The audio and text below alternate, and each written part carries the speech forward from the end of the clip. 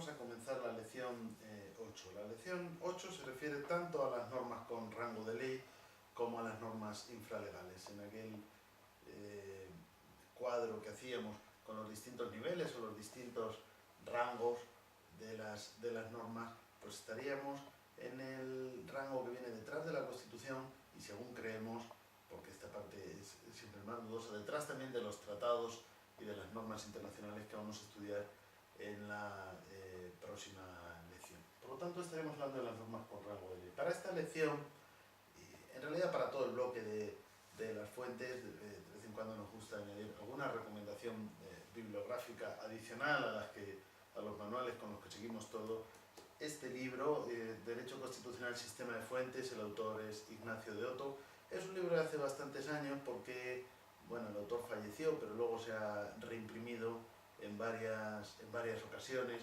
Lo importante, aunque tal vez los contenidos jurisprudenciales y bibliográficos pues no estén del todo actualizados, pero sin embargo el libro es de gran importancia porque sigue siendo pues una de las mejores obras en materia de sistema de fuentes desde la perspectiva de la Constitución española. Ignacio de Oto fue pues un gran autor, un gran estudioso del derecho constitucional que trabajó sobre todo en la década de los 80 del siglo pasado, y la referencia pues sigue siendo muy importante. Ni que decir tiene que la cuestión de las fuentes y sobre todo pues esto que vamos a ver, la ley y mucho más la cuestión de la potestad reglamentaria, que también vamos a ver en esta lección, pues estudian otras disciplinas del derecho también, porque las fuentes son comunes a todo el ordenamiento y tradicionalmente desde el punto de vista del derecho civil se estudia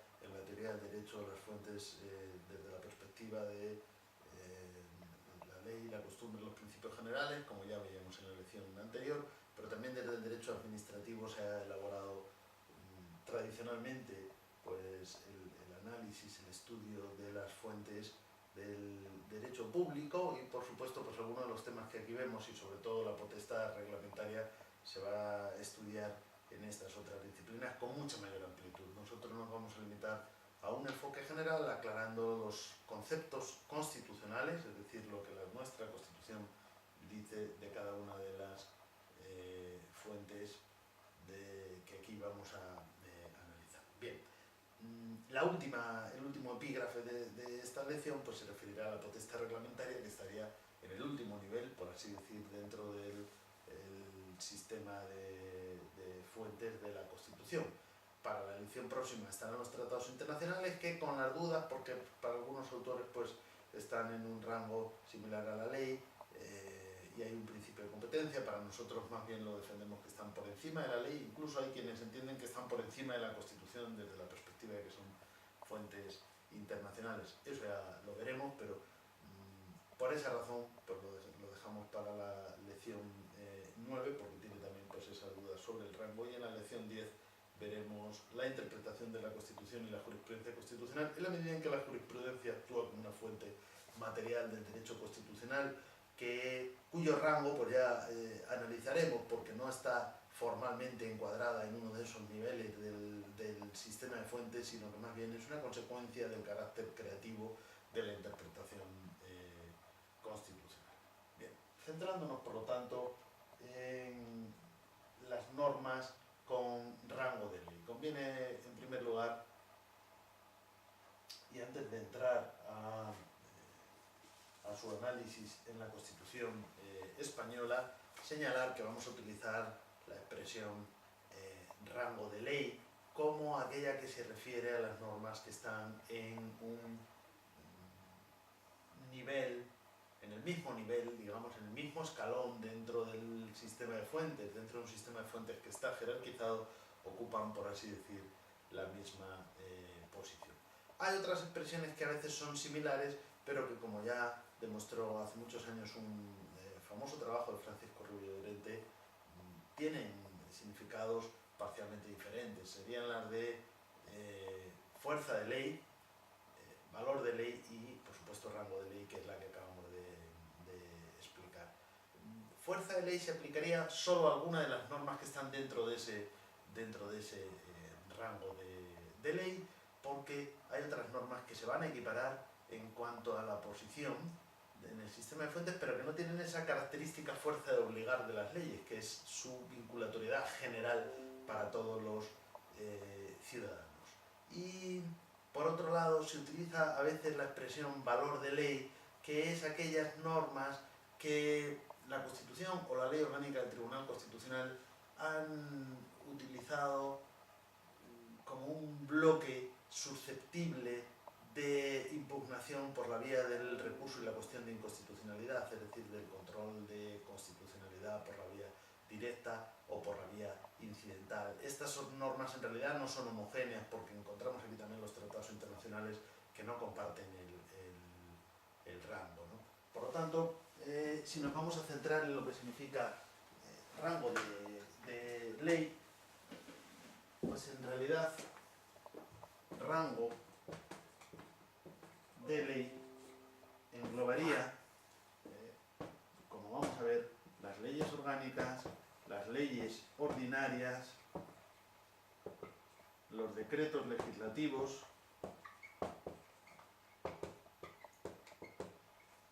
los decretos leyes, pero también a estos efectos, dentro del rango de ley, porque todas estas tendrían fuerza de ley. ¿Por qué? Porque su característica o su capacidad de obligar tiene alcance general, es decir, para todos los ciudadanos.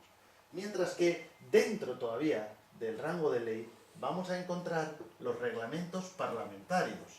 Reglamentos parlamentarios.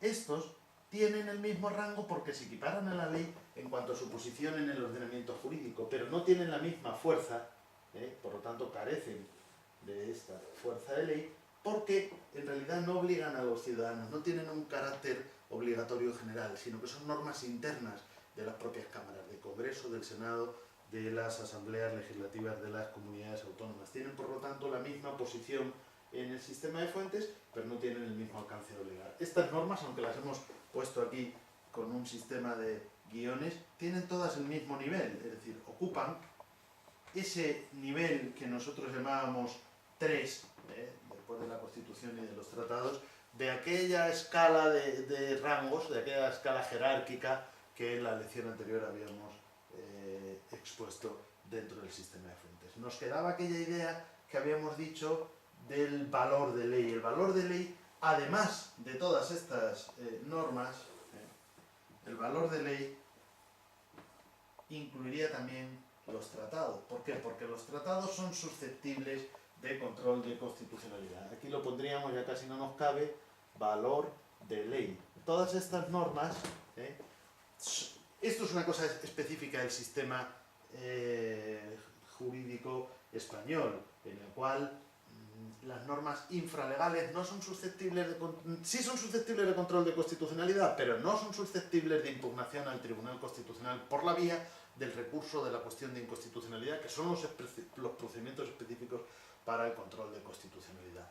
Luego veremos que las normas infralegales de las comunidades autónomas sí se pueden impugnar, porque eso es una excepción, pero por otra vía, no por el recurso y no por la cuestión. Y por supuesto, las normas infralegales, tanto del Estado como de las comunidades autónomas, sí son susceptibles de impugnación por la vía de los conflictos de competencia, pero eso no es una vía específica de control de constitucionalidad, sino más bien de determinación de a quién corresponde una competencia sobre un asunto o cuestión determinado.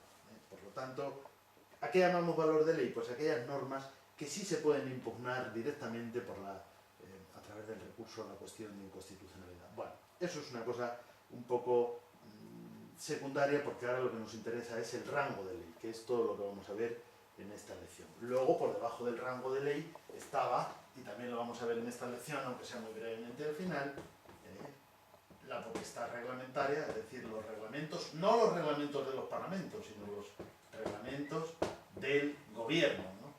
Que estos ocupan una posición inmediatamente sometida a la Constitución. Aunque, como vamos a ver, también esta norma y también esta otra, a pesar de tener rango de ley, proceden del gobierno. Es importante, por lo tanto, explicar que nuestra Constitución, dentro de la función legislativa, reconoce diversas potestades y no todas ellas corresponden al gobierno. Es decir, traducido esto desde el punto de vista de las normas al punto de vista de las potestades normativas que derivan de la Constitución, el cuadro que nos quedaría sería el que vamos a ver ahora mismo. Porque en realidad estaríamos hablando de lo mismo, pero no desde el punto de vista de las fuentes o de las normas, sino desde de las potestades y a quién las atribuye la Constitución. Vamos a verlo inmediatamente porque la Constitución reconoce la función legislativa, pero la función legislativa sería aquella que consiste en la aprobación de normas con rango de ley, según acabamos de explicar. Por lo tanto, ¿a quién corresponde la función legislativa?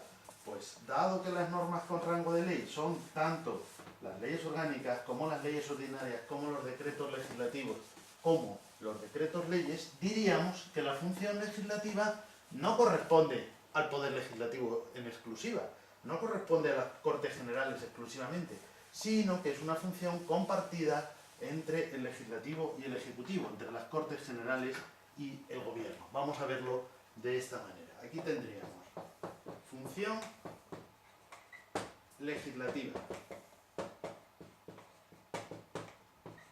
¿Qué potestades incluye? Potestad de aprobar leyes orgánicas. ¿A quién corresponde? Cortes Generales. Potestad de aprobar leyes ordinarias. ¿A quién corresponde? Cortes Generales, exactamente igual. Potestad de aprobar decretos legislativos. ¿A quién corresponde? Al gobierno. Potestad de aprobar decretos leyes. La verdad que aquí hemos puesto una mayúscula, pero cuando hablamos en términos generales, pues no tiene ninguna necesidad. Así que decimos decretos legislativos. Y aquí decimos decretos leyes.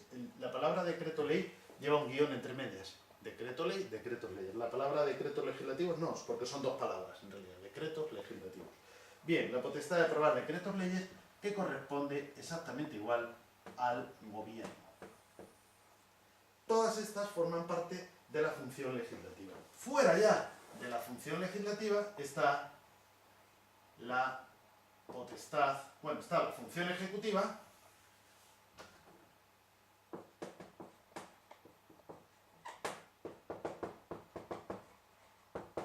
que corresponde al gobierno.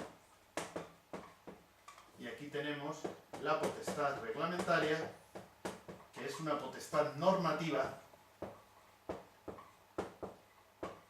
que en principio formaría parte de esta función ejecutiva, pero como veremos hay reglamentos que no son ejecutivos, pero en fin, por eso la vamos a poner no como algo meramente englobado en la función ejecutiva, porque ahora veremos la cuestión del reglamento independiente. La potestad reglamentaria corresponde al gobierno también. Así que vemos que tenemos distintas funciones que en este caso son compartidas. La función ejecutiva, por supuesto, sí que corresponde exclusivamente al gobierno. La función ejecutiva no solo se lleva a cabo a través de una potestad reglamentaria, es decir, de reglamentos ejecutivos, sino que existen todo un conjunto de actos administrativos que en definitiva son ejecución de la ley. No es lo mismo un reglamento que un acto administrativo. Esto lo van a estudiar, por supuesto, dentro del derecho administrativo. El reglamento es una norma y tiene una formulación y un alcance general. Ya veremos también que dentro de la clasificación de reglamentos hay reglamentos jurídicos y reglamentos administrativos que son meramente organizativos, que son, por así decir, internos. Pero hay reglamentos de alcance general que vinculan a todos los ciudadanos, que son propiamente normas jurídicas, pero de un rango inferior a la ley, sometidos a la ley y en todo caso corresponden al gobierno. Y esos reglamentos, que en definitiva lo que hacen es ejecutar la ley, pues sí formarían parte de esa función ejecutiva del gobierno. Aunque como vemos la Constitución nos habla de la función ejecutiva y la potestad reglamentaria lo dice como cuestiones independientes. La función ejecutiva tiene un sentido determinado y la potestad reglamentaria otro. No todos los reglamentos forman parte de la función ejecutiva, ni todo lo que es función ejecutiva se lleva a cabo, ni mucho menos a través de reglamentos. Bueno, este es el planteamiento general de la lección. Ahora vamos a ver siempre desde el punto de vista de lo que son los fundamentos, es decir, los aspectos básicos, que en el manual y en la bibliografía recomendada son muchísimo más tratados con muchísima mayor amplitud. Así que comenzaríamos con el primer epígrafe, que se refiere al concepto de ley en el pensamiento jurídico y político. Porque antes de hablar de la ley en la Constitución española, aunque sea de una manera breve y apretada, conviene repasar cuál es la idea de ley en el pensamiento jurídico y político de la Constitución, perdón, de la historia jurídica y política. Bien, por supuesto los antecedentes de la reflexión sobre la idea de ley los encontramos ya en la antigüedad clásica, desde Grecia, y normalmente aquí hay una identificación entre ley y derecho, ley, norma, derecho, es decir, aquella regulación que tiene carácter vinculante, que se puede exigir, cuyo cumplimiento se puede exigir a los ciudadanos. En la Edad Media encontramos alguna definición clásica, como es la de Santo Tomás, que introduce también un elemento finalista, es decir, que la ley tiene que perseguir una finalidad determinada, y es que va dirigida al bien común. Lex est quaedam rationis ordinatio ab bonum commune ab eo qui curam communitatis habet promulgata. Cierta ordenación de la razón, traduciríamos, dirigida al bien común, promulgada por quien tiene a su cargo el cuidado de la comunidad. Aquí encontramos ya la base, primero, de la justificación del derecho de resistencia. ¿Por qué? Porque no toda ordenación establecida por quien tiene a su cargo el cuidado de la comunidad es ley, sino aquella que viene dirigida al bien común. Por lo tanto, aquella ordenación que no venga dirigida al bien común no estaría justificado el deber de